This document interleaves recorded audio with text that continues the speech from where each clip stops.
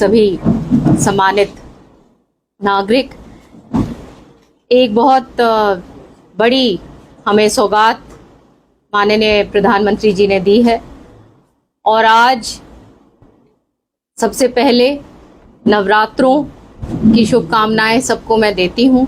आज अग्रसेन जयंती भी है, उसकी भी शुभकामनाएं सबको देती हूं।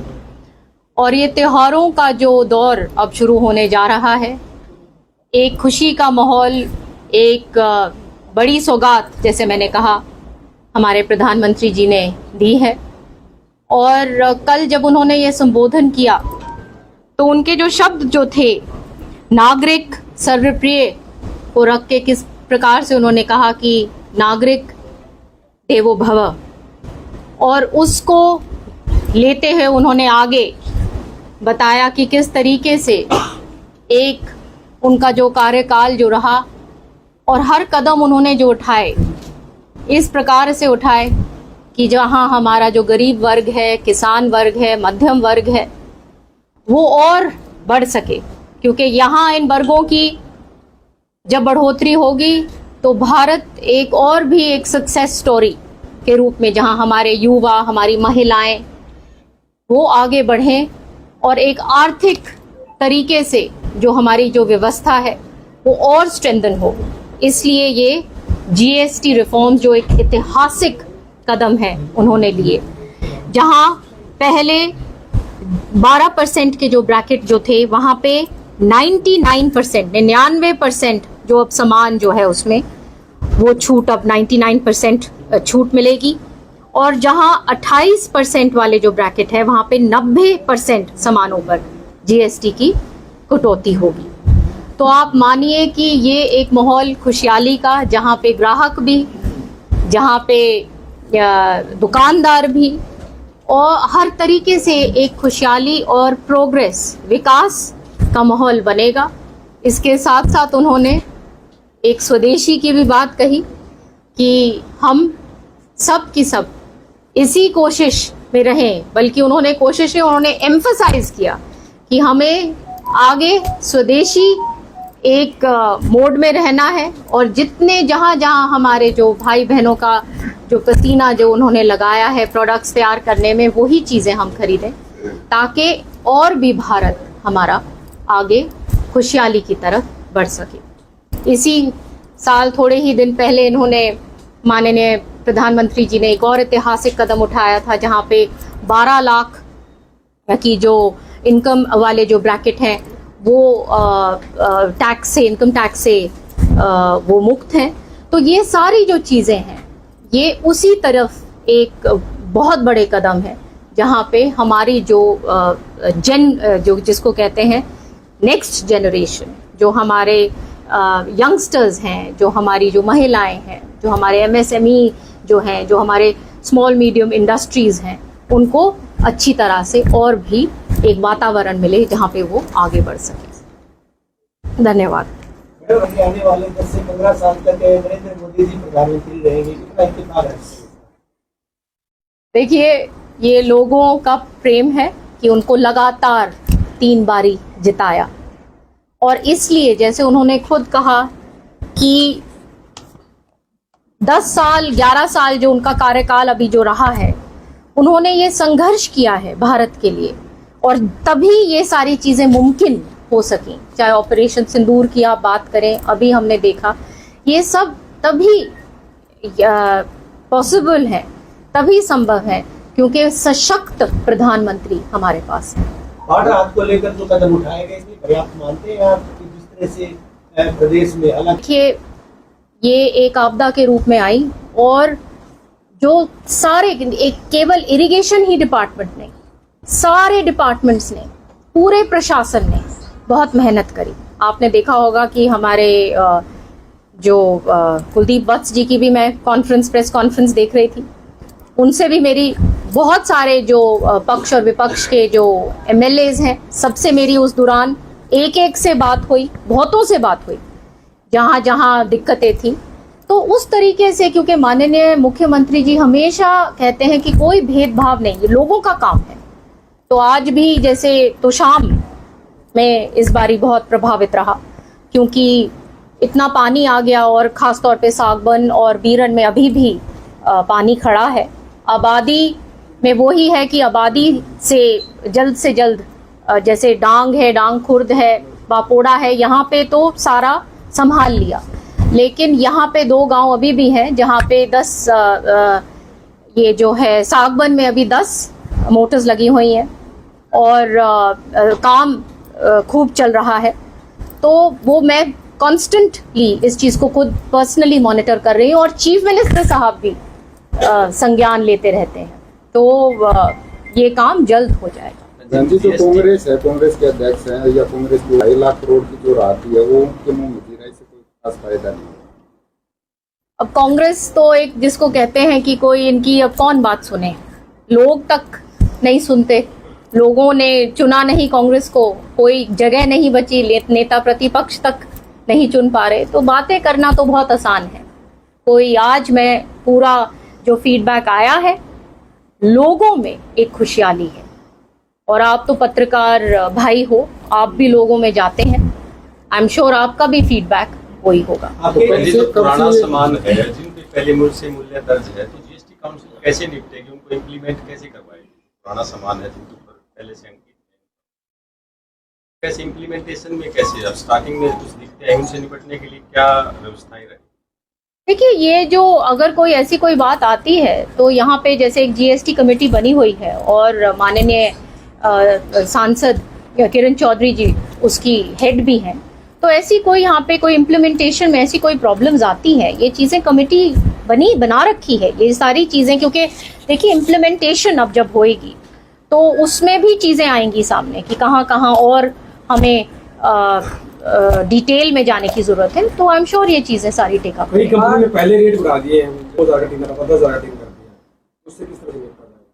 जैसे मैंने कहा कि ये कमिटीज़ हैं यहाँ पे, और ये जो ये कमिटीज़ बनी हैं इस काम के लिए, वो सारी की सारी चीज़ें ये स्मूथ वर्किंग के लिए सारा काम होगा। एक मीडिया और मुख्यमंत्री भूपेंद्र सिंह हुड्डा से पूछा गया था कि भाई आपकी जो पार्टी के लोग थे वो एक बापू बेटा इन कंपनी के आरोप लगाते थे कि इनकी वजह से कांग्रेस आ रही है, उनका एक ही जवाब था कि जो लोग आरोप लगाते थे वो पार्टी बदल चुके हैं महत्वाकांक्षी थे। क्या प्रतिक्रिया?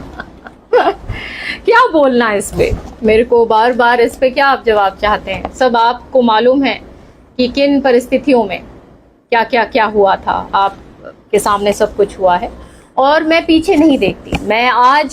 मैं तो भगवान का बहुत धन्यवाद करती हूँ कि मुझे एक ऐसा रास्ता मिला, एक बहुत अच्छी पार्टी मिली, बहुत अच्छे नेता मिले, अच्छे प्रधानमंत्री मिले, और हम अब लक्ष्य के साथ, मेहनत के साथ काम कर सकते हैं और अपने लोगों की आवाज़ उठा सकते हैं। इससे अच्छी और बात क्या है? बाढ़ के बाद किसानों के लिए सबसे बड़ी समस्या है रिहेबिलिटेशन, तो उसके लिए सरकार क्या कदम उठा रही है? खास तौर पे एक फसल खराब हो चुकी है, दूसरी की अभी जो है सरकार ने काफ़ी सारे ऐसे स्टेप्स उठाए हैं। एक तो जैसे ई क्षति पोर्टल है जिसके तहत जो नुकसान है फसल में वो दर्ज करके फिर वो कंपनसेशन वो मिलेगा। फिर अन्य अलग अलग ब्रैकेट्स बनाए हुए हैं, जिसका घर का लॉस हुआ है, बर्तन, सामान, अन्य खुद को बहुत सारे लोगों को भी नुकसान हुआ है। तो जहाँ जहाँ ऐसी अलग अलग ब्रैकेट्स बना रखे हैं और हर एक में कॉम्पनसेशन, पूरा प्रशासन बहुत संवेदनशील है इसके लिए और लगा हुआ है। 28 से 18 किया गया है, 12 से 5 किया गया है, 5 से 0 किया गया है, तो कम किया गया। उसमें रेवेन्यू जो कम होगा उसको पूर्ति के लिए कैसे कार्य कर पाएंगे, कैसे होगा? देखिए, ग्रोथ को लेकर के क्या कहेंगे, देश की इकोनॉमिक ग्रोथ पे क्या इफेक्ट रहेगा? जैसे मैंने कहा कि ये कोई एक रात के अंदर, एक दिन के अंदर ये निर्णय नहीं लिया गया, और स्वयं प्रधानमंत्री जी ने कहा कि हमें बहुत 11 साल लगे यहाँ तक पहुँचने, मेहनत करी, तब जाके हम ये जीएसटी को इस प्रकार से आम आदमी के लिए बना सके। तो ये सारी की सारी जो चीज़ें हैं वो इसमें कवर है, और मैं मानती हूँ कि प्रधानमंत्री जी और सरकार सक्षम है। धान की खरीद, बाजरे की खरीद अभी शुरू नहीं हो पाई, ये बाजरा जो जल्द, जैसे प्रशासन से बात करूँ, जल्द। आप लोग एक सीईटी का एग्जाम हुआ था रंजीत, तो उसका एक महीने में रिजल्ट निकालने के लिए जब तक पोर्टल नहीं खोला गया करेक्शन, बेरोजगारी हुआ, काफी वेट करते हैं, जल्दी खुले और मेरे ख्याल से उस पर भी पूरे बयान आ गए हैं और वो भी जल्द शुरू हो जाए। बीजेपी आप खुद बताइए। आप कैसा आप मेरे लिए तो ये मेरी नेचुरल पार्टी आप विचारधारा के रूप से मुझे मौका दिया है लोगों की सेवा करने के लिए, इतने बड़े महकमे दिए हैं, इरिगेशन डिपार्टमेंट दिया है, विमेन एंड चाइल्ड दिया है, किरण जी राज्यसभा सांसद हैं, उनको जीएसटी की कमेटी का हेड बनाया है, तो इससे पार्टी ने अपनी तरफ से क्या कमी छोड़ी है। और हम बहुत धन्यवाद करते हैं अपनी पार्टी का, अपनी लीडरशिप का और लोगों का जिन्होंने हमको यहाँ तक पहुँचाया। एक महत्वपूर्ण तौर पर नेहरू का जितना की नॉलेज चौधरी बंसीलाल जी को था उतना संभव किसी को नहीं था। पहली बार हमारी जो नदी, जो टांगरी नदी है, जो सीजनल नदी है, उसकी डीसिल्टिंग पहली बार हरियाणा के इतिहास में कराई गई, इसलिए उसकी कैपेसिटी बढ़ गई। कभी भी आज तक डीसिल्टिंग जो नेचुरल जो रिवर्स जो होती हैं, जो नदियां होती हैं, उनकी डीसिल्टिंग नहीं होती, ड्रेन्स की होती है। तो ये सारी की सारी जो सफाई और ये सारी चीजें टाइम पर काफी हद तक हो गई थी। मैं ये नहीं कह रही 100% हो गई थी। हम जहाँ कमियां हमने देखी हैं वहां पे हम और उन चीजों को और खींचेंगे और अच्छी तरह से करेंगे। लेकिन अब आप देखिए कि पंजाब और हरियाणा का अंतर आप देखिए, क्योंकि यहाँ पे कॉन्स्टेंटली काम माननीय मुख्यमंत्री जी के नेतृत्व में फ्लड कंट्रोल जो बोर्ड है, बार बार मीटिंग्स ली गई, सफाई की बात कही गई, बहुत कड़क तरीके से बहुत जिसको कहते हैं निर्देश दिए गए और कांस्टेंट मॉनिटरिंग मेरी रही। तो उसके कारण और फिर जहां जहां अफेक्टेड हुए लोग, वहां पे भी फिर प्रशासन बिल्कुल जिस प्रकार से तुशाम में जिस प्रकार से लोग जिस इरिगेशन डिपार्टमेंट की आप ले लीजिए, जिस प्रकार से मेहनत वहां पे तुशाम में की गई है, मैं बहुत कॉन्फिडेंस के साथ कह सकती हूँ कि बाकी असेंबली में भी उसी तरीके से काम किया गया है। इस तरीके से बिना किसी भेदभाव के कि किसान, हमारे जो आम नागरिक हैं, उनका जितना बचाव हो सके होए। तो ये वो एक संवेदनशील सरकार है। और मैं बार बार बताना चाहती हूँ, हमारे चीफ मिनिस्टर जो हैं, उनकी हमेशा ये लक्ष्य रहता है कि टेल तक पानी पहुंचे, हमारा सारी व्यवस्था। और आप देखेंगे आने वाले टाइम पर माननीय सैनी साहब के कार्यकाल में बहुत हद तक जो हमारा जो कैनाल नेटवर्क है वो नए रूप से, जहाँ पे रिहैबिलिटेशन करना है, रीमॉडलिंग करनी है। अब जैसे हमारा पीछे जो घग्गर भिवानी जो ड्रेन है, वहाँ पे बहुत दिक्कत आई। यहाँ पे इतना और ख़राब व्यवस्था हुई, क्योंकि वहाँ पे पानी जब डी वाटरिंग हो गया, वहाँ पे पूर्ण रूप से वो जगह भर गई। तो उसकी भी पूर्ण रूप से हम मॉडलिंग करके रिहैबिलिटेशन करने जा रहे हैं। तो बाढ़ के बाद जो नुकसान हुआ था उसकी भरपाई के लिए कोर्ट भी खोला गया। कोई ऐसी अगर कोई बात है, कोई इंडिविजुअल प्रॉब्लम्स हैं, तो मेरे पास लोग मिलते हैं, वो आए और बताएं। मैं ऐसी कोई बात है तो वो ठीक करवाएंगे। हाँ, अब जैसे ही मेरे संज्ञान में अभी तक तो कोई ऐसी बात आई नहीं है। तो अगर कोई है कि ये जो प्रशासन है, ये प्रशासन का काम है कि ये पूर्ण रूप से देखे कि कोई भी गलत तरीके से यहाँ पे कोई इसका इसको एक्सप्लॉइट ना करे, और जो सही लोग हैं, जो पीड़ित लोग हैं, उन तक ये बात, उनको ये जिनके लिए ये बनाई गई है व्यवस्था, वहाँ तक उनको ये पहुँचे। कई लोग किसानों को आप ये मत कहिए कि बार बार क्यों मार रही है, आप इतना डिमोरलाइज क्यों करा रहे हैं किसानों को। अभी आप देखिए जीएसटी का जो ब्रैकेट है, किस प्रकार से किसानों के जो कृषि संबंधित जो चीजें हैं, कितनी वहाँ पे, चाहे ट्रैक्टर हो, चाहे टायर्स हो, चाहे पेस्टिसाइड्स हो, कितना वहाँ पे अब 5% कर दिया गया है। तो डीएपी बाहर से आती है,